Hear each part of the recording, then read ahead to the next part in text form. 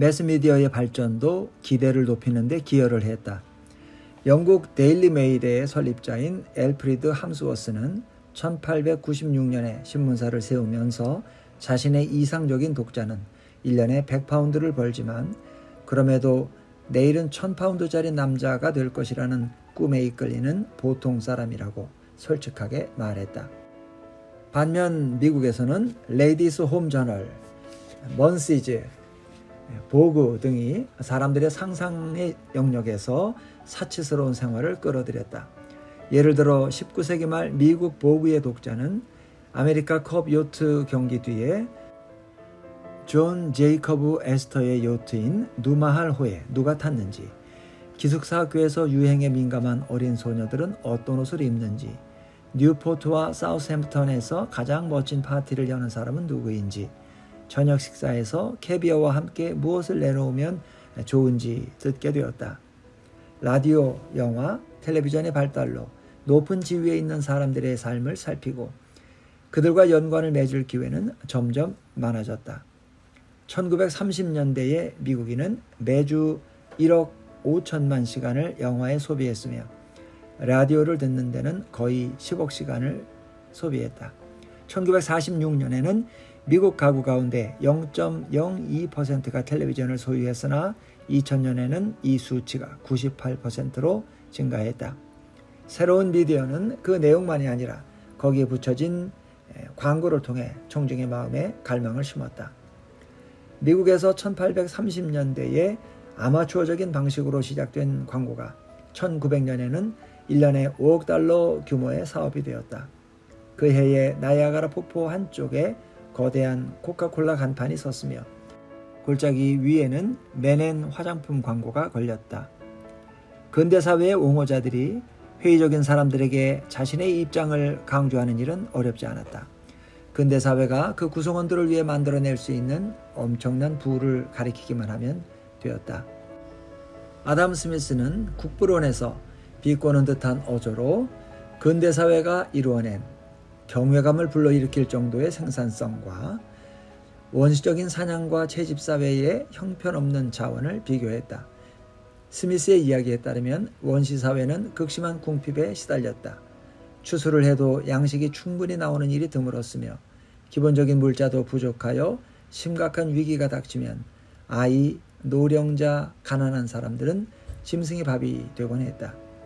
그러나 스미스가 노동의 분업이라고 묘사하는 혁신적인 생산 방식 때문에 근대사회는 모든 구성원을 먹여 살릴 수 있었다. 따라서 낭만적이거나 무지한 사람이 아니면 누구도 다른 사회에서 살기를 바라지 않는다. 근대사회에서는 아무리 지위가 낮고 가난한 노동자라 해도 근면하게 일하고 절약을 하기만 하면 과거에 어떤 야만인이 얻을 수 있었던 것보다 많은 생활 필수품을 손에 넣고 편리한 생활을 즐길 수 있다라고 그는 썼다. 그러나 스미스보다 22년 전에 장자크 루소는 날카롭고 기묘하지만 섬뜩할 정도로 설득력 있는 목소리로 놀랍게도 야만인을 옹호하고 나섰다. 그는 인간 불평등 기원론에서 다들 야만인과 근대의 노동자 가운데 노동자가 더 나았다고 생각하는 것 같은데 그것이 과연 정말일까? 라고 물었다. 루소의 주장은 부에 대한 명제를 중심으로 이루어졌다. 루소에 따르면 부는 많은 것을 소유하는 것과는 관련이 없었다. 부란 우리가 갈망하는 것을 소유하는 것이다. 부는 절대적인 것이 아니다. 부는 욕망에 따라 달라지는 상대적인 것이다. 우리가 얻을 수 없는 뭔가를 가지려 할 때마다 우리는 가진 자산에 관계없이 가난해진다. 우리가 가진 것에 만족할 때마다 우리는 실제로 소유한 것이 아무리 적더라도 부자가 될 수 있다. 루소는 사람을 부자로 만드는 방법은 두 가지라고 생각했다. 하나는 더 많은 돈을 버는 것이다. 또 하나는 욕망을 억제하는 것이다. 근대사회는 첫 번째 방법에서는 엄청난 성공을 거두었지만 욕망에 줄기차게 부채질을 하여 자신의 가장 뛰어난 성취의 한 부분을 스스로 부정하고 있다. 부유하다고 느끼는 가장 효과적인 방법은 돈을 벌려고 노력하는 것이 아닐지도 모른다. 우리와 같다고 여겼지만 우리보다 더 큰 부자가 된 사람과 실제로나 감정적으로나 거리를 두면 된다. 더 큰 물고기가 되려고 노력하는 대신 옆에 있어도 우리 자신의 크기를 의식하며 괴로워할 일이 없는 작은 벗들을 주위에 모으는 데 에너지를 집중하면 된다. 발전한 사회는 역사적으로 볼 때 전보다 높아진 소득을 제공하기 때문에 우리를 더 부유하게 해준 것처럼 보인다. 그러나 결과를 놓고 볼 때 우리를 더 궁핍하게 만든 것인지도 모른다. 무제한의 기대를 갖게 하여 우리가 원하는 것과 얻을 수 있는 것, 우리의 현재 모습과 달라졌을 수도 있는 모습 사이에 늘 간격이 유지되기 때문이다. 이런 사회에서 우리는 원시의 야만인보다 더 심한 궁핍을 느낄 수도 있다.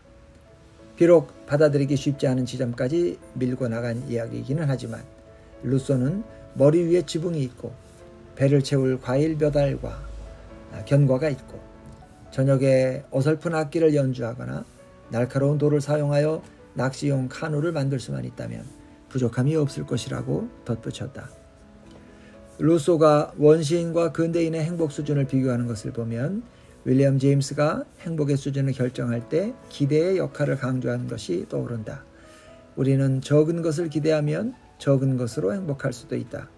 반면 모든 것을 기대하도록 학습을 받으면 많은 것을 가지고도 비참할 수 있다.